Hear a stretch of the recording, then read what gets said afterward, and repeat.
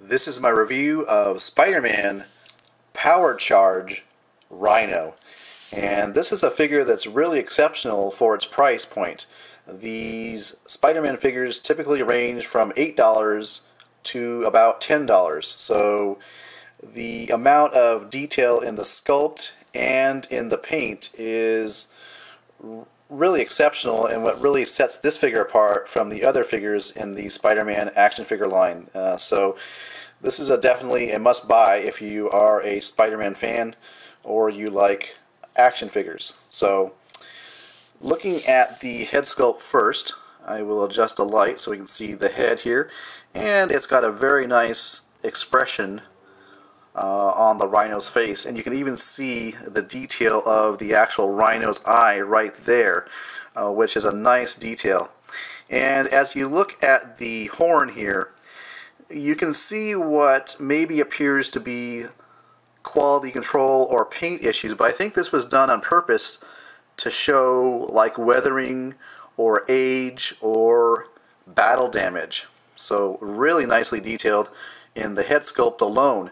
Now if we look at the body of the rhino here, you can see lots of nice details. You can see the pebbling effect in the exterior of the rhino's skin or armor. Really fantastically detailed. Even you can see here just a lot of good detail that they put into this figure. And as we look at the toes, you can see again what appear to be quality control or paint issues, but what I think is they did this on purpose to show again age and or weathering or battle damage. So really nice. You got some whitish paint here on his chest. And as for articulation, the head certainly can go around, much like the Red Hulk from Marvel Universe, but it does have a additional joint here, so you can actually have the head look down a bit and look up. Curse you, Spider-Man! But yeah, you can get the head in quite wide range of poses there. Now the shoulders go around and they go out. Swivel at the bicep, and you have a swivel and a bend at the elbow. Now below the elbow there is no articulation. The wrist is not articulated, and as you can see the fingers themselves are cast in a closed fist. And you also do not get any ab or any waist articulation, so you might be a little bit shocked there, but it doesn't really bother me. I think the sculpt and the detail kind of makes up for that lack of articulation.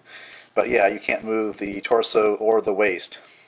Legs, you can see it's on a ball type of joint, so you got swivel, and the leg can kind of go up and sort of to the back, I guess.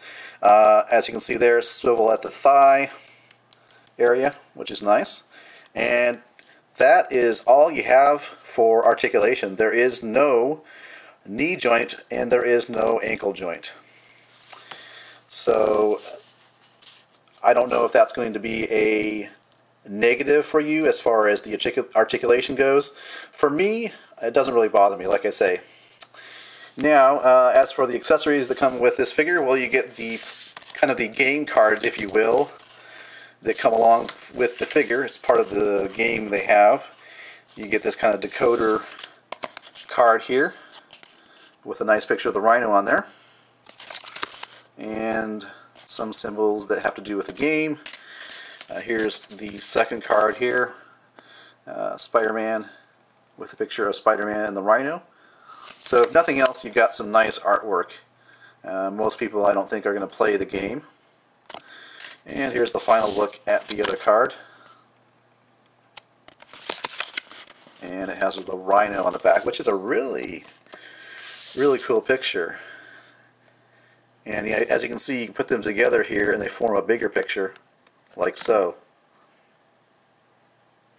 And the final bit of accessories that come with the Power Charge Rhino is the armor. Now the armor is really nice, starting with the knee armor.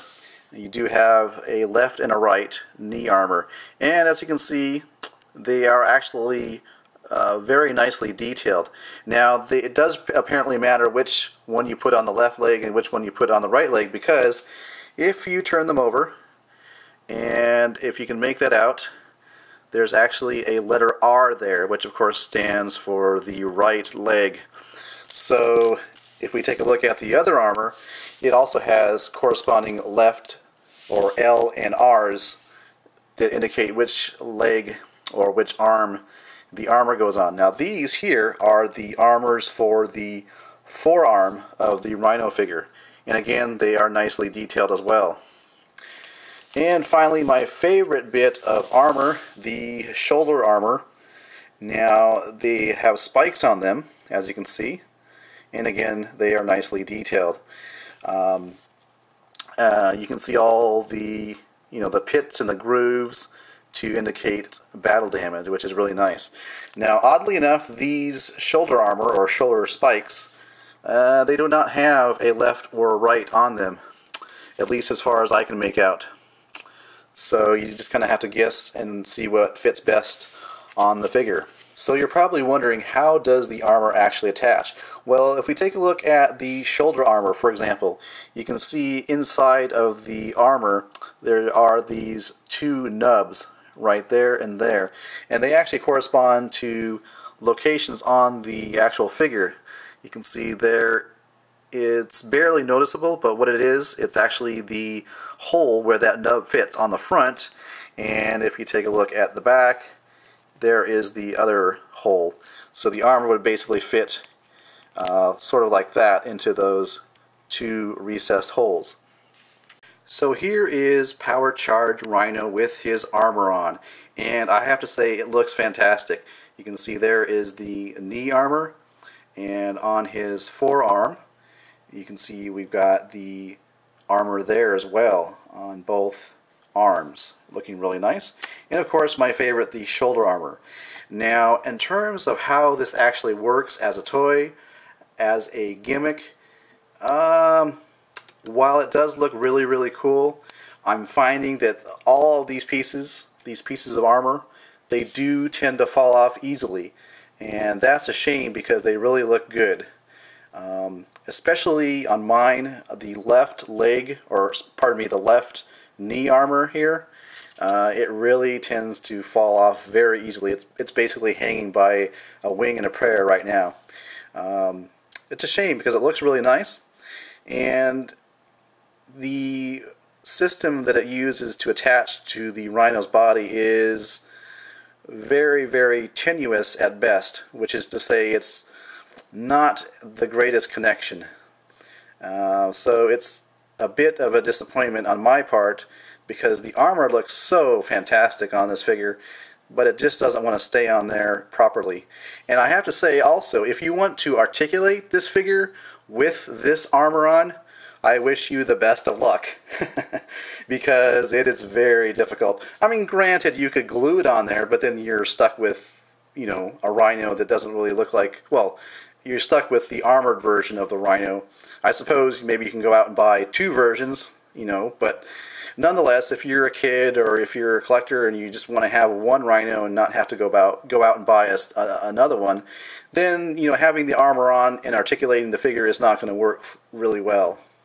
So can I recommend you go and buy this Rhino figure? I would say yes, despite the flaws with the design of the armor and how the armor tends to fall off very easily.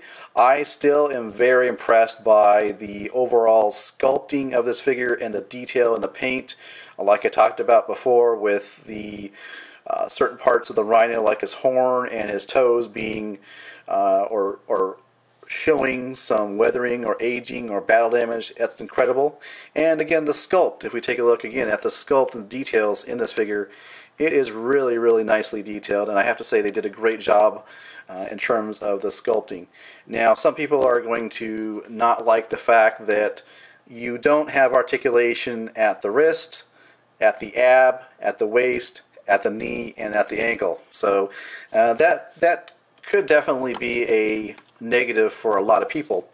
But I have to say, if you have the extra money, if you don't mind the lack of articulation and the in the weak way that the armor fits on, then I say go ahead and go buy it. It's like I said before, a greatly detailed and sculpted figure for the price range, and really that alone is quite impressive. So, alright, well, thanks for watching, and this has been my review of the Spider-Man Power Charge Rhino.